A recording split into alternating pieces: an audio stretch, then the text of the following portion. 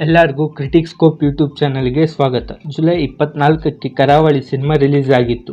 ಇದನ್ನು ಗುರುದತ್ತ ಗಾಣಿಗ ಅವರು ಡೈರೆಕ್ಟ್ ಮಾಡಿದ್ದಾರೆ. ಪ್ರಜ್ವಲ್ ದೇವರಾಜ್ ಮತ್ತು ರಾಜ್ವೀರ್ ಶೆಟ್ಟಿ ಅವರು ಮುಖ್ಯ ಪಾತ್ರಗಳಲ್ಲಿ ನಟಿಸಿದ್ದಾರೆ. ಸಿನಿಮಾ ಹೇಗಿದೆ ಅಂತ ಕಂಪ್ಲೀಟ್ ರಿವ್ಯೂ ಮಾಡೋಣ ಬನ್ನಿ.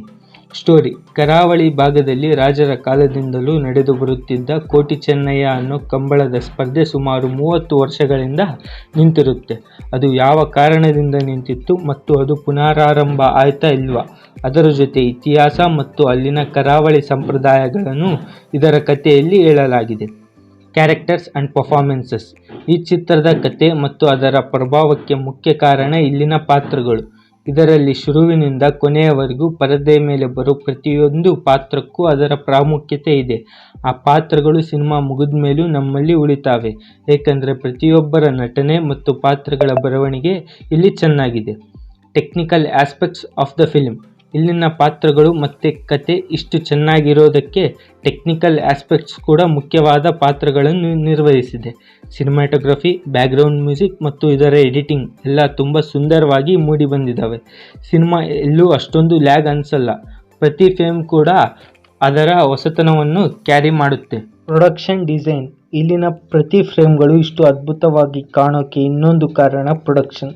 ಸಿನಿಮಾದ ಗ್ರ್ಯಾಂಡ್ ವಿಜುವಲ್ಸ್ನ ನೋಡಿದರೆ ಇಲ್ಲಿ ಎಲ್ಲೂ ಬಜೆಟ್ ವಿಚಾರದಲ್ಲಿ ಕಾಂಪ್ರಮೈಸ್ ಆಗಿದ್ದಾರೆ ಅಂತ ಅನಿಸಿಲ್ಲ. ಎಲ್ಲನೂ ಪರ್ಫೆಕ್ಟ್ ಆಗಿದ್ದಾವೆ. ಚೀಪ್ ಅಂತ ಯಾವುದೂ ಅನಿಸಲ್ಲ.